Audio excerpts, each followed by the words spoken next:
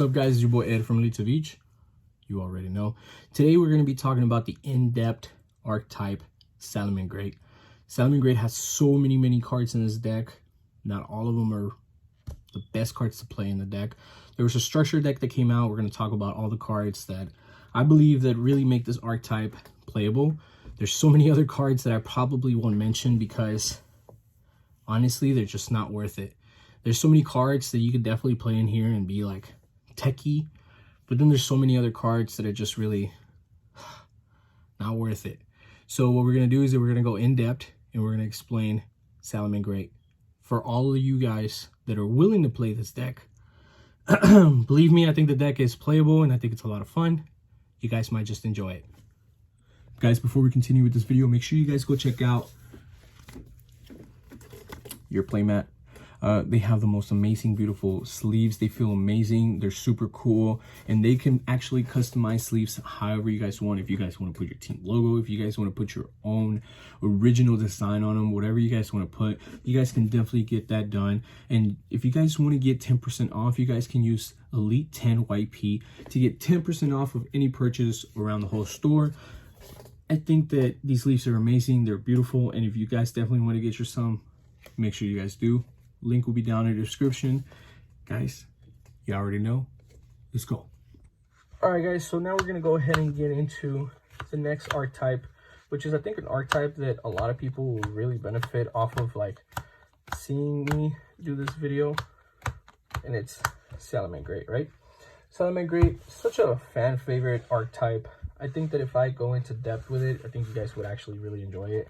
I think it's a deck that it's really nice. And it has a lot of different things that you guys can do, but it's just like, is it worth it sometimes? It's definitely a deck that will control the board for a bit and then OTK, but it's up to you. I think it's a really good deck to start off with and learn how to play Yu-Gi-Oh with, because it teaches you like the mechanics of link summoning. It teaches you how to like XYZ properly and stuff like that, right? So let's go ahead and get into the first couple of monsters, which is going to be first Gazelle. If a Salamangreat monster goes from the field to the grave, you can activate its effect to special summon itself to the field, right? So let's say you link summon a monster that goes from the field to the grave that's being link summoned, then you get to activate the effect to special summon itself. Once it gets normal or special summoned, you get to send one Salamangreat spell or trap or card, card from the deck to the graveyard. So you get to go, let's say you link summon a monster, a Salamangreat link monster into the link 1, right? And then you go chain link 1 to add the field spell, chain link 2 to special summon. And then you add the field spell, and then chain link 2, you would send another card, whatever you are sending. It could be monster, spell, trap, whatever you're looking for. Really good.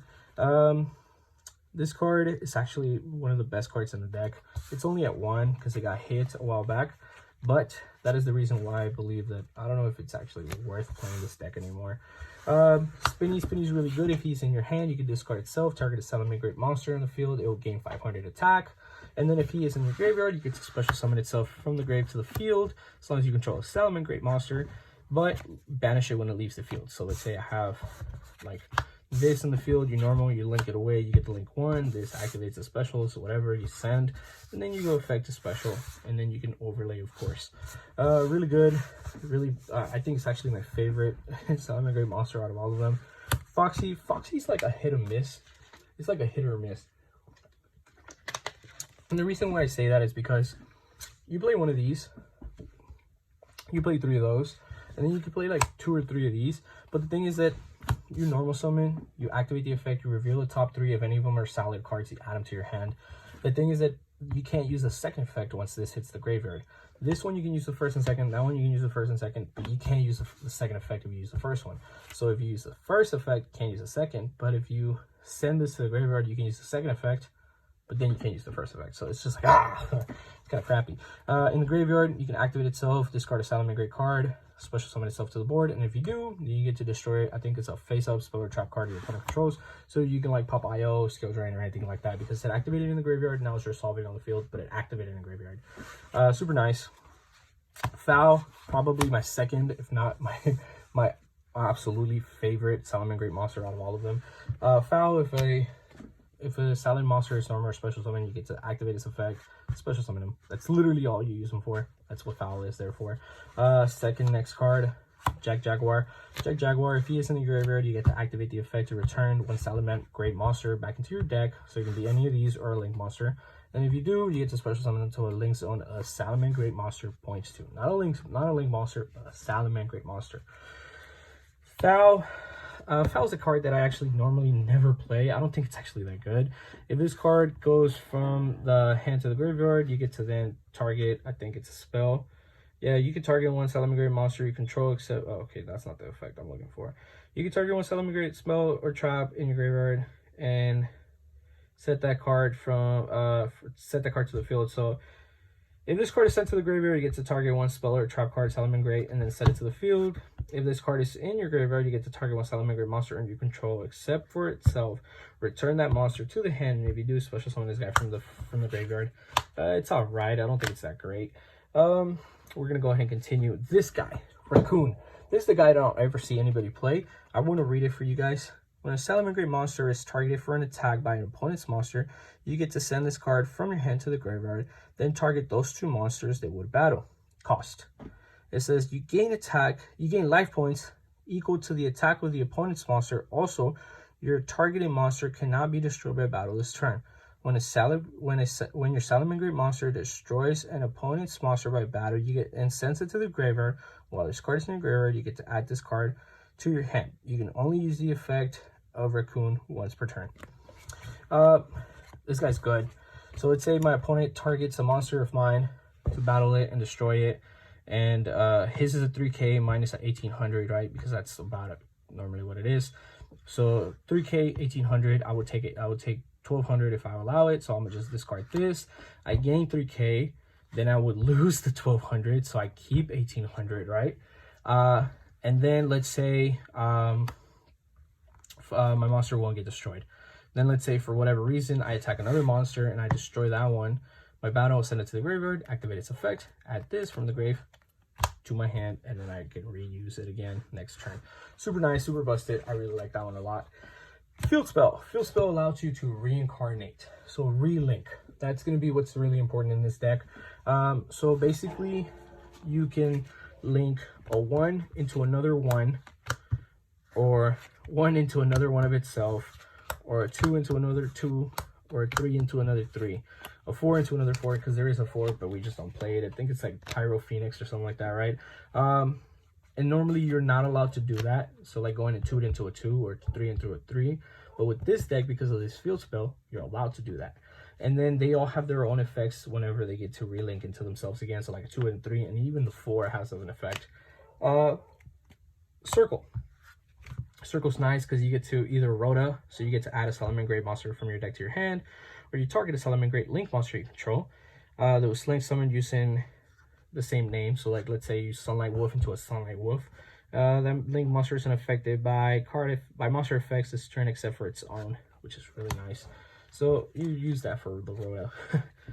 This one's nice because on activation during your main phase, you can special summon one Salamangreat monster from your hand or the graveyard.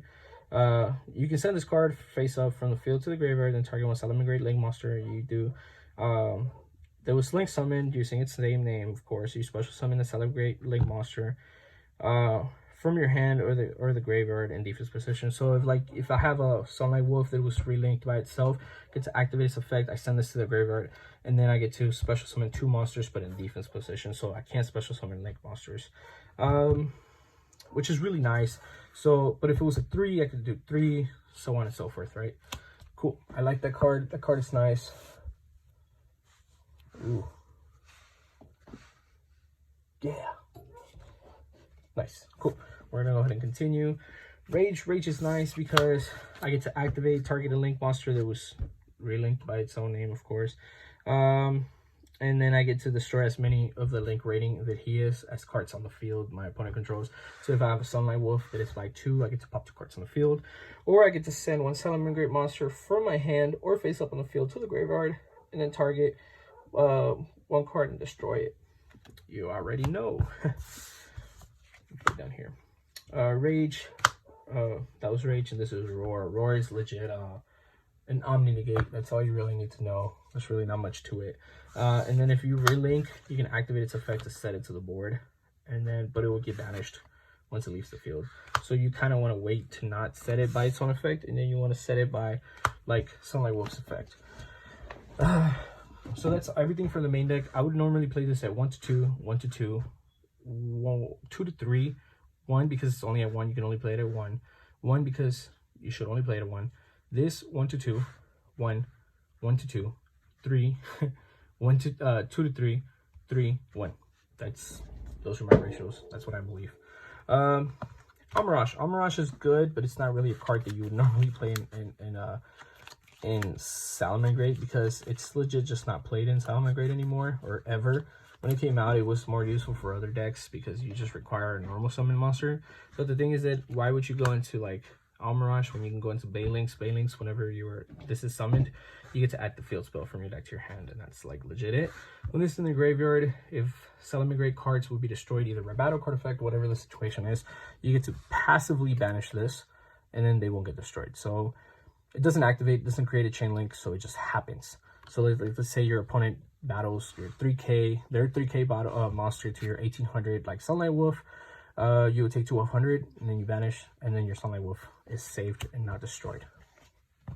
Sunlight Wolf is nice. If a monster is summoned to a link zone he points to, you get to add that monster back to the grave, from the grave to the hand, which has to be a fire. But, and then it could also be ash, but you cannot use it this turn. Summon it out this turn. The other cool thing is that it says, there you go, if you control this card that was using Salamangreat Wolf as a material, you get to add 1 spell or trap from your graveyard to your hand. You can only use the effect once per turn. So it's nice because you can add a monster from grave to hand, or you can add as well a spell or trap from the grave to your hand. So you relink it, you add any of those, and then if a monster is special to a summon it points to, which that special sets up to a link summon, to a zone a link monster points to, then you get to add a monster from grave to hand, which is pretty nice. This guy's okay. This guy's not really used, but some people use him. The thing is that if this card is linked summon, you get to target 1 card my opponent controls in a spell or trap zone, shuffle it into the deck once per turn during the main phase. If this card is link summoned using itself as material, you can target 1 face-up card on the field and 1 monster in your graveyard. The attack of that first target becomes the attack of the other monsters. So let's say I target my Baylings, which has 500 damage, 500 attack, and then I target a monster my opponent controls. Its new attack becomes that attack. So like my monster's attack would become like 500, and then mine would still be like a 2300, right? Which is pretty nice. Phoenix is not a played card. I don't really play that. I'm not going to talk about it, but if he gets relinked, I think he gets like to blow up the board, which is not too bad. Stalio is good. Stalio requires 2 level 3s. Detach, you special summon 1 monster. Let me see, hold on. Detach 1 material, special summon 1 Salamangreat monster in defense position from deck to, you can also you cannot activate monsters for the rest of this turn except for fire monsters. Yeah, you cannot activate monster effects except for fire monsters effects. So it's like, it has like the restriction to not let you activate monster effects that aren't fire, which all of these are fire. But I mean, like, it would like require 2 level 3s to special summon like this, and then you link both this and this away, and then you make this, and then you relink that because you have that already on the board, right, quote unquote. And then after you do that, you relink this, you add 1 of these from your hand, from a grave to your hand or whatever, right? Which is not too bad. Let's go ahead and go over like a small little scenario. So like, let's say you have like both of these. Okay, so we're gonna go through a small little scenario, a small little combo. Let's say that you have both these cards and 3 blanks. You're gonna normal summon, you're gonna link away. You're gonna special summon Baylings. You're gonna go chain link 1 Baylings, chain link 2 Gazelle, chain link 2 Gazelle to special summon, chain link 1 Baylings to add. Gazelle's effect, you will send. Let's say you send Rage to the graveyard, and then you have Rage and Spinny in the grave. You're gonna activate Spinny to special summon itself, and then overlay itself with Gazelle, detaching, and then it will allow you to special summon. So Spinny would normally get banished if it goes from field to grave, but because it becomes material, it doesn't technically go from field to grave. It now just goes to the grave. And then you special summon like Jaguar. Then from here on, honestly, it could just be whatever you want. Let's say you go ahead and link these 2 off, and then you make Sunlight Wolf. Right, you have this still on the board. It doesn't matter. You just put it all the way at the edge. You get to you could activate the effect of Jack Jaguar to special summon itself, bouncing the Balinks back into the deck. And then if you want to like relink this or whatever, you can relink it, and then you have another one. Let's say you have that engraved. And then this, you just link it away for a Balinks. And then these would normally become like something else, like an IP Masquerena. So it's pretty nice. And then effect, you get to add like something from your grave to your hand, which would you add this. And then effect, you get to add Spill or Trap from your grave to your hand, which is that. So you technically end with like Balinks in the graveyard, a Sunlight Wolf in the grave, which is normally what you would like bounce back to the deck, let's just say. But yeah, so like instead of like, so like you would relink this and you would bounce back the first Sunlight Wolf that you made with the Jack Jaguar. So it would be like Spinny, Sunlight Wolf, Jack Jaguar, Mirage Stalio, and then Balinks in the graveyard to protect. So you protect from destruction. You have drawn, you've added the Gazelle back. You set this to pop, and you would pop 2 cards, and then you have your IP Masquerena. Sorry. So that's kind of what like a board would look like if you play like Salads. Of course, I'm not a super expert at Salads. I played it a lot, but I'm not an expert with it. I just try my best and see what I can do. But thank you guys all for watching. I appreciate you guys tuning in to watch my videos. I know that like my in-depth explanations are kind of out there and people really enjoy it. So I appreciate you guys watching. And I'll see you guys on the next video. Take care, guys. By the way, PS, I just wanted to say you don't play that. You play 3 of those. You play 3 of those. You don't really need to play that, but you can play 2, and then you play 1 of those because it's only at 1. Thank you guys for watching.